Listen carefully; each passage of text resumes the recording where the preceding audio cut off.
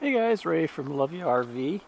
I've been doing a lot of camping lately without hookups. Last month or so we've mostly been out in forest sites camping, so I thought this would be a good opportunity to update you on a couple of products I reviewed about 2 years ago and I've been using ever since.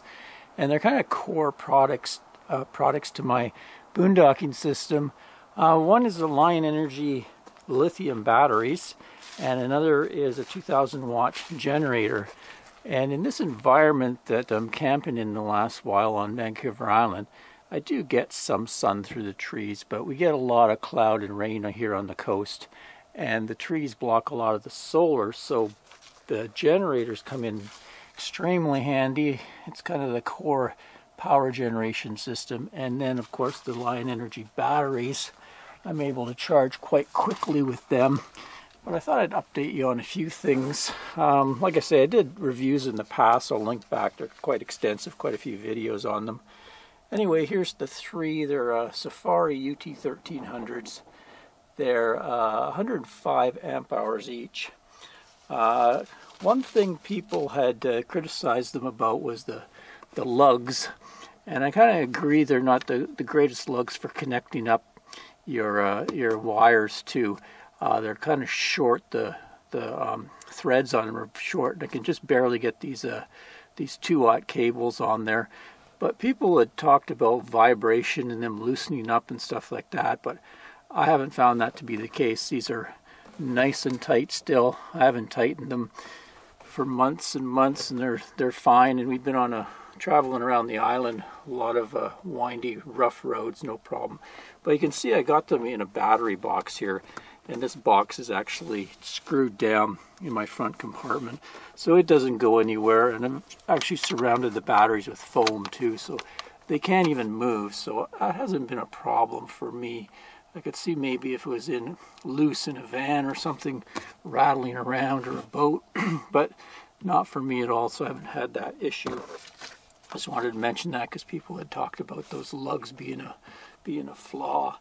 One thing I found, so I've used this down south in the desert for one winter, and they were great. Solar fed them quite well and kept them charged. But because of COVID, we had to stay for the winter last year, so they got kind of a low temperature test. I think the lowest temperature we saw was about -10 Celsius, mid-teens Fahrenheit, and there was no problem at all. They handled the cold, even though they were in an unheated part of my RV. I did have skirting around it, so that helped.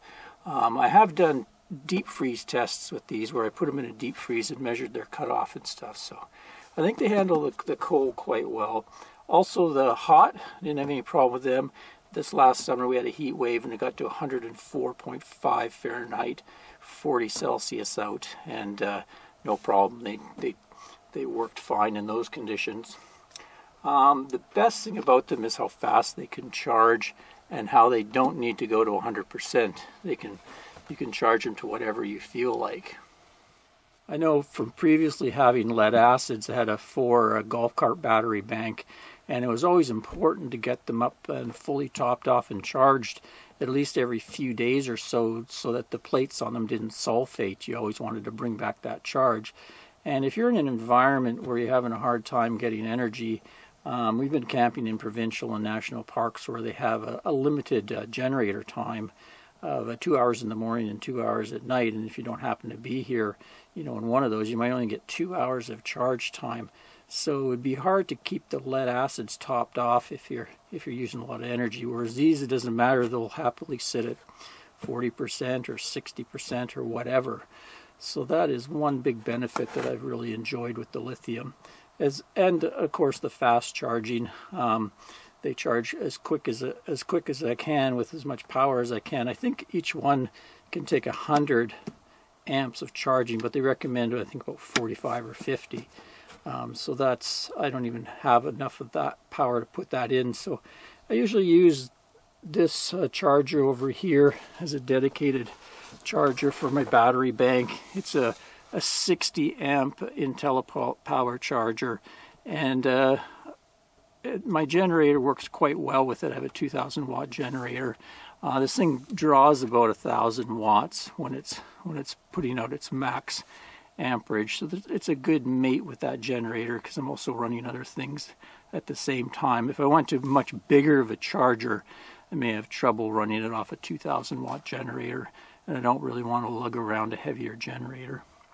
So I kind of modded it so that this converter charger is right by the batteries, so I don't have any voltage losses through the wire voltage drops. So I will get max power out of this thing when I'm charging.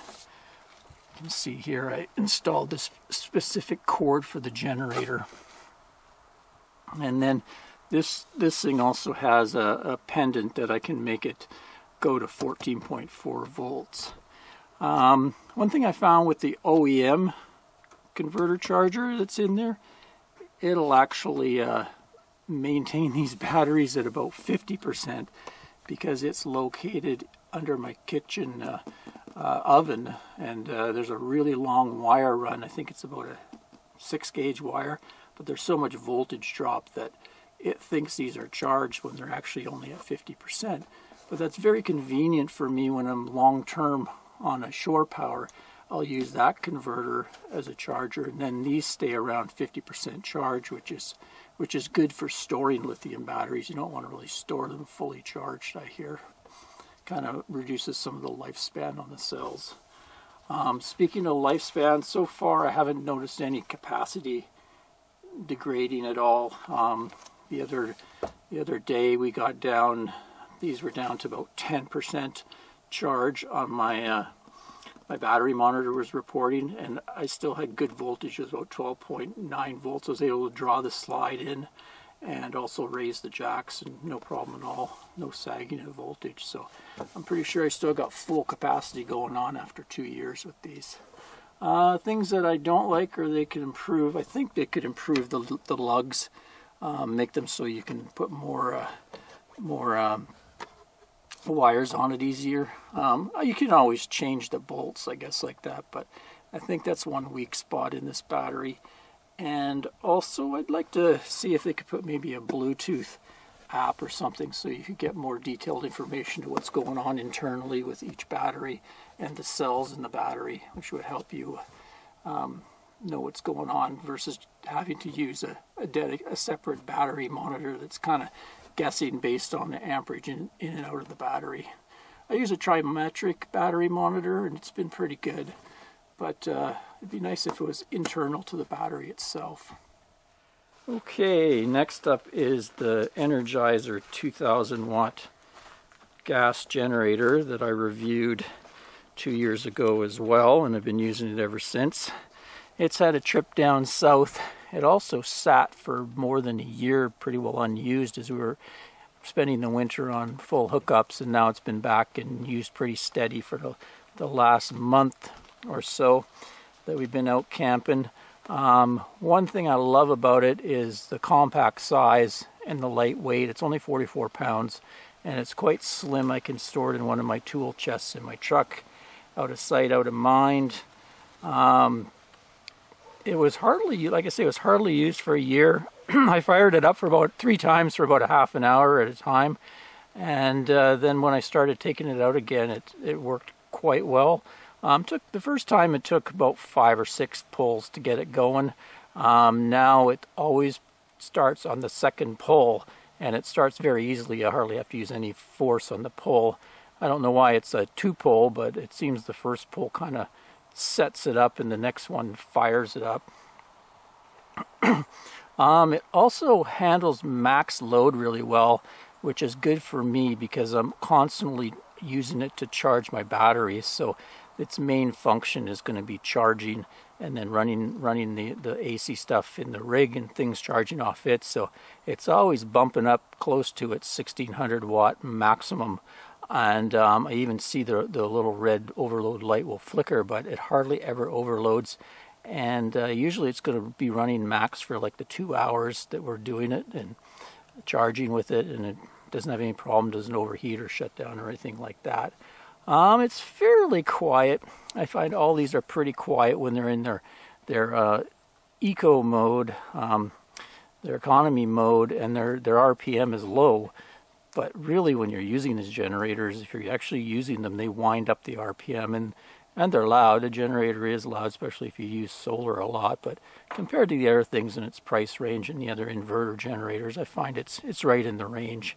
Probably not as quiet as the super expensive ones, but this thing for the price, I think it's under $1,000, so it does a pretty good job as far as being quiet.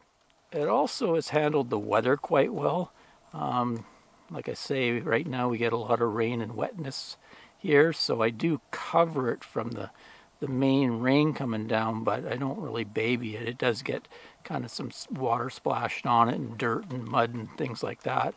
The controls are covered with a rubber around them, so it's never had any problem with moisture, and cleans up really easy with a quick wipe.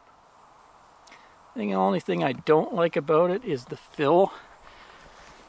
It's got a little 1-gallon tank in it, and I find every time when I'm filling it, there's a strainer in there, and it will bubble up really fast at the end, and so many times I've actually had it overflow on me, which is kind of a pain. You've got gas kind of overflowing onto the neck here. So that's the only thing. I have to be really careful when I'm filling it up that I don't splash gas at the end. So we'll give you a demo of it here and show you it charging my battery bank.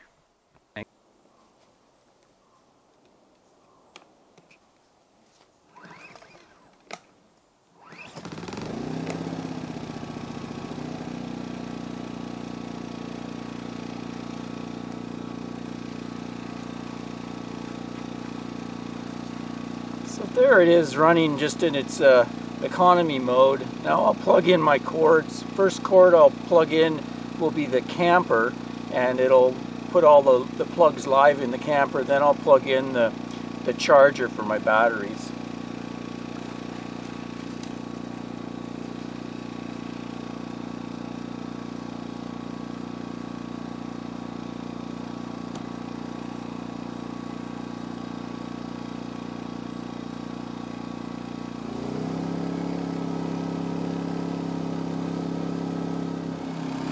So you can hear the RPM go up and the noise level go up when I plugged in the battery bank. I'm actually going to go back and hit that switch that will increase the voltage to 14.4, the manual boost on that charger. You'll probably hear it rev up a little bit more. There we go.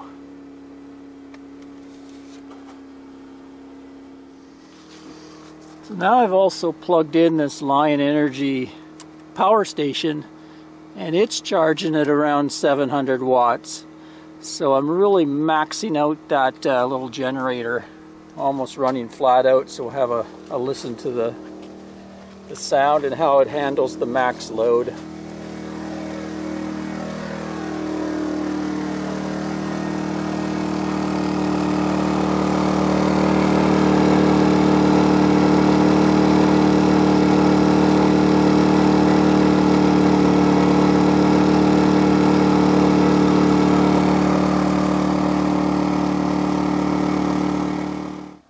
I'd go over to the next campsite and give you a listen to the generator, what it sounds like over here.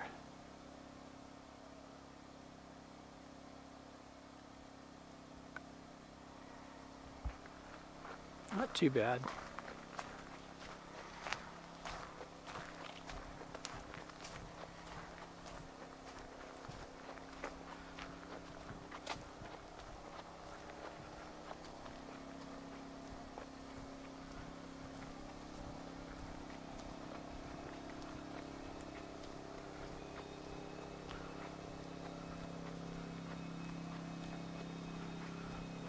Not as loud as the leaf blower they've been using to clean the campsites.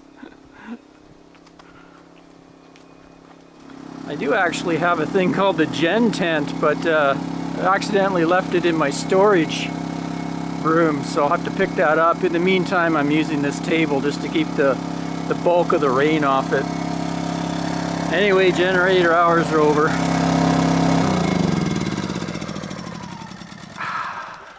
Nice. Well, looks like we're in pretty good shape. Back to 82%. 13.3 volts. So you can see right now we're using a little over 10 amps. And that's even with probably about 5 amps of solar streaming in through the trees and stuff. But we're running that Starlink dish, which is about 70-80 watts. Anne's computer runs around 50 to 100 watts depending what she's doing.